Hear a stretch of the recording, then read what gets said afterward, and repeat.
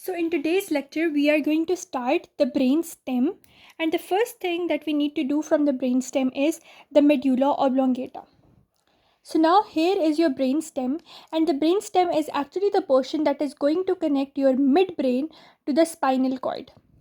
It has three structures. First it has midbrain, then it has pons, then it has this medulla oblongata. So this region below the pons, this is medulla oblongata, and it terminates at the level of the spinal cord. So this mini region we are going to study today. So if we come to this diagram over here, we can see the pons above. Then this structure that is having a large number of raised things, this is the medulla oblongata, and beneath that we have the spinal cord. So let's come to this. Now they are saying that medulla connects pons superiorly, spinal cord inferiorly. The junction between medulla and the spinal cord is at the origin of the anterior and the posterior roots of first cervical spinal nerve. So the junction between the pons and the medulla, this junction, pontomedullary junction, is the place where the anterior and posterior roots of the first cervical nerve will originate. Next we come over here. Now they are saying that the medulla oblongata is a conical structure with its broad extremity being directed superiorly. So it's conical in shape. The broad end is over here, whereas the cone region is over here.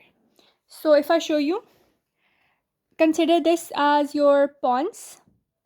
So medulla is supposed to be a cone-shaped structure with its broad end at the pontomedullary junction, and beneath this region is where it connects with the spinal cord. Main thing about this is that the pontomedullary junction will have a nerve which is the anterior and posterior root of the first cranial nerve coming out.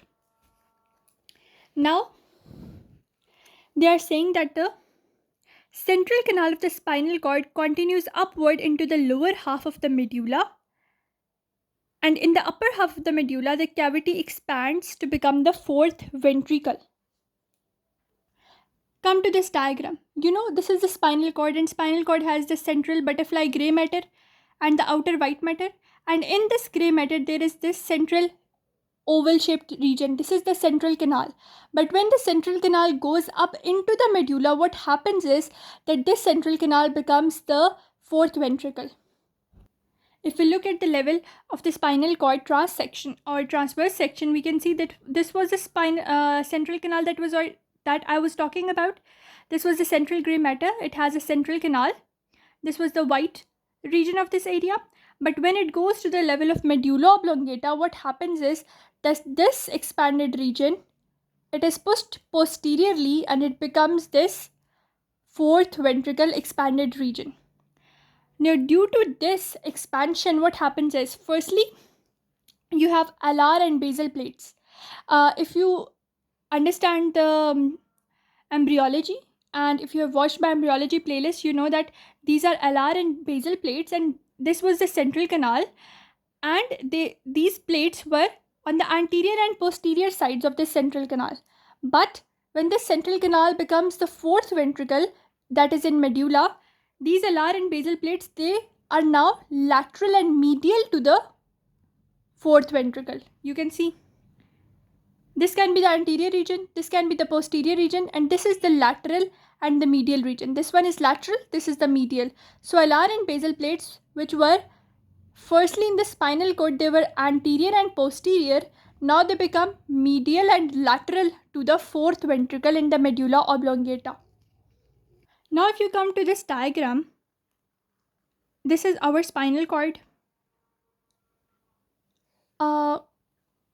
So now this is our spinal cord, and this is the anterior portion of the spinal cord. This is the posterior or dorsal portion, and you can see there is a fissure over here. We call this anterior median fissure, and there's a fissure over here which is known as the posterior median fissure. So now what happens to these fissures in medulla oblongata is Now on the anterior side of the medulla, this fissure becomes anterior median fissure, and the posterior side of the medulla, this becomes posterior median sulcus. So now they are stating the same thing. On the anterior surface of the medulla, there is anterior median fissure that is continuous inferiorly with the anterior median fissure of the spinal cord. Same thing, the anterior median fissure is continuous with the spinal cord. Swelling on each side of the median fissure are known as the pyramids. Now look at this. So I have this anterior median fissure over here, and there are two swellings on the side, and these swellings are called pyramids. You can see over here in this diagram that this is the anterior median fissure between this line. This is the anterior median fissure, and on its two sides there are two swellings which are known as the pyramids, and these are the places, if you have read about the descending tracts, that are the corticospinal tracts. So these corticospinal or the pyramidal tracts, they pass through these pyramids of the medulla oblongata. So here it is written, the pyramids are composed of bundles of the nerve fibers which are called corticospinal fibers, which originate in the precentral gyrus of the cerebral cortex. If you have studied about descending tracts, you know about the precentral gyrus. The pyramids, they taper inferiorly, and now what will happen to these pyramids is that in the lower portion of the medulla, they are going to cross over. So if you are familiar with this diagram of the descending tract or the corticospinal tract, you know that from here the fibers are going downward, and this was the level of the cerebral cortex, then this was midbrain, this was pons, and this is medulla. And at the lower level of the medulla, where medulla meets the spinal cord, the fibers of the descending tract, they cross over, and this crossing over is known as the decussation of the pyramids. Now when they cross over, they go to the lateral portion of the white matter of spinal cord. They are crossing over here, and they are going to the lateral portion of the white matter of spinal cord. So they are known as the lateral corticospinal tracts. So you know these are pyramids, and beneath the pyramids the lateral corticospinal tracts are undergoing decussation. But sometimes, so this is the cerebellum over here. I will make cerebellum over here. Sometimes what happens, certain fibers, they emerge from here and they go into the cerebellum. These fibers are known as anterior external arcuate fibers. From the decussation, most fibers, they move downwards, that is into the lateral portion of the spinal cord. But some fibers, they emerge and move upward, and they are connected to the cerebellum, and this connection and these fibers are known as anterior external arcuate fibers. That is written over here. Anterior external arcuate fibers emerge from the anterior median fissure above the decussation laterally over the surface of the medulla oblongata. Now, as you know, this was the anterior median fissure. It is continuous with the fissure of the spinal cord. But now posterolateral to this, we have these olives. These are the olives, which were oval elevations produced by underlying inferior olivary nuclei. So if you remember, these were our pyramids, and the fissure between them, this was the anterior median fissure. Now posterolateral to them, we place these black markers, which are going to be the olives. You can see these are the olives. And why are these olives an elevated portion? Because they have inferior olivary nucleus that are posterior to them, and they are causing them to elevate.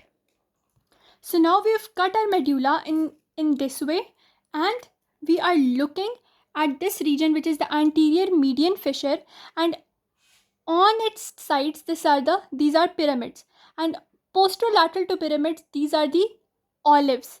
And you can see the olives, why are they going up, why are they elevated? Because they have these inferior olivary nuclei which are pushing them to the exterior.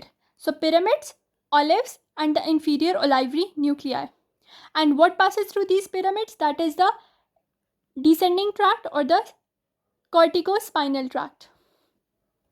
Now, what other thing that you need to know is that, so these were our pyramids, these were our olives. On both the sides, you've got a general idea. So what happens is that between this fissure, that is between the pyramid and the olive, a nerve is coming out. And this nerve is the 12th cranial nerve, or the hypoglossal nerve. So between the pyramids and the olives, this region is the place where the hypoglossal, or the 12th cranial nerve, is going to come out. So now if you have a little bit side view, you can see this was the pyramid that was anterior. Then this was the olive. Then posterior to that, you have this region, which is actually the inferior cerebellar peduncle. And this peduncle is going to connect your medulla oblongata to this region, which is known as the cerebellum. So if these are your pyramids, this is your olive, and we start to look at in a side way, in such a manner that pyramid comes here, olive come here. So the thing that is now going to emerge out, this is the inferior cerebellar peduncle, which is going to connect your medulla to the cerebellum. And now between these, between the pyramid and the olive, there was this nerve, which was the hypoglossal, coming out.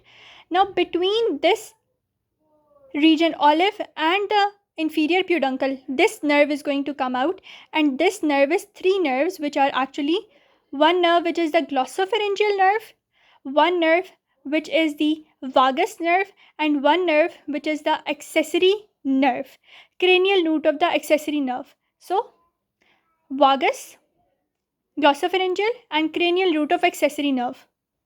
So let's make the anterior median fissure. This is the anterior median fissure. On the two sides, this is elevation, this is pyramid, this is pyramid. On its this side, we have the olives. And posterior to the olive, we have the inferior olivary nucleus. And then we have this, the inferior cerebellar peduncle, which is connecting your medulla to the cerebellum. So what is happening over here is that the time this region that is between the pyramid and olive, one nerve is coming out, which is the hypoglossal, or the 12th cranial nerve.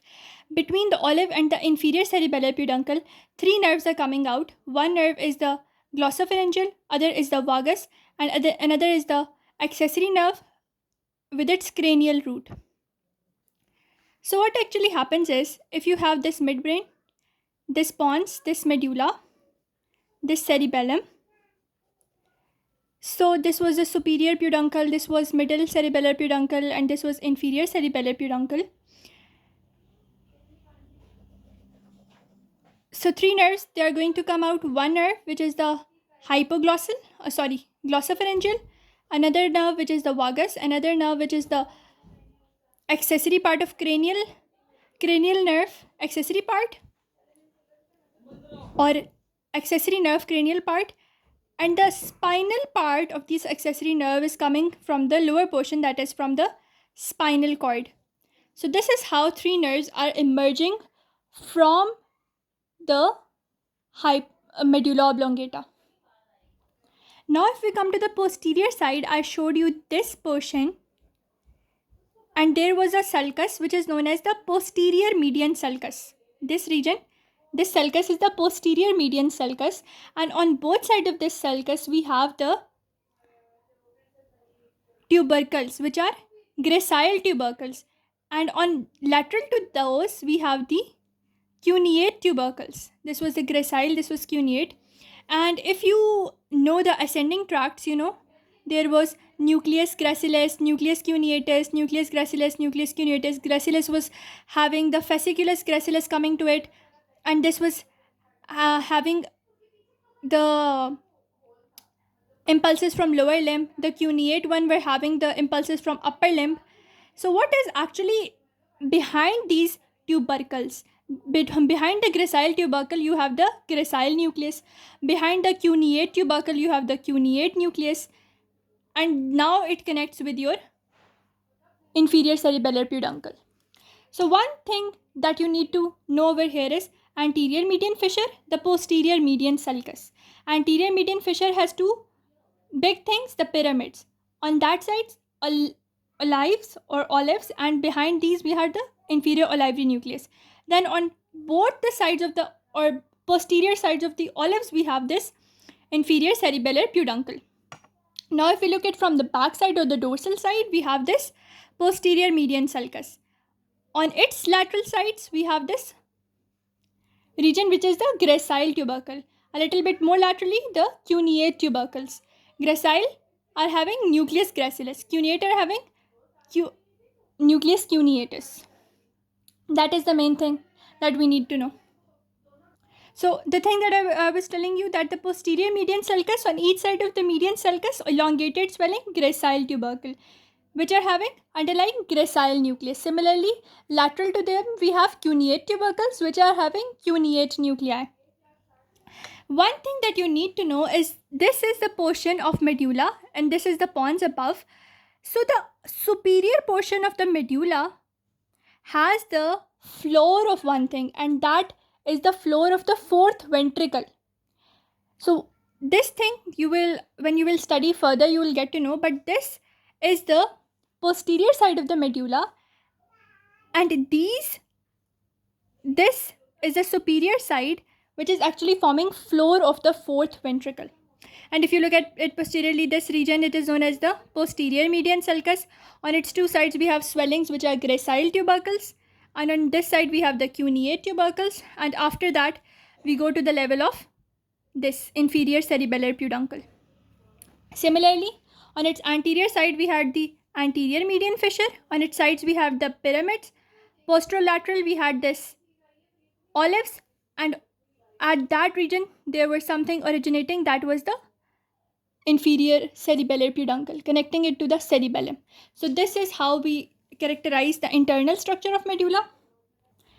Now if we come to this internal structure, I have explained that to you, that first thing was, this is the central canal of the spinal cord, and when this was spinal cord, the alar and basal plate derivatives were anterior and posterior to this sulcus limitans. But when it comes to the level of medulla oblongata, the fourth ventricle and its position causes the alar and basal plate derivatives to become medial and lateral.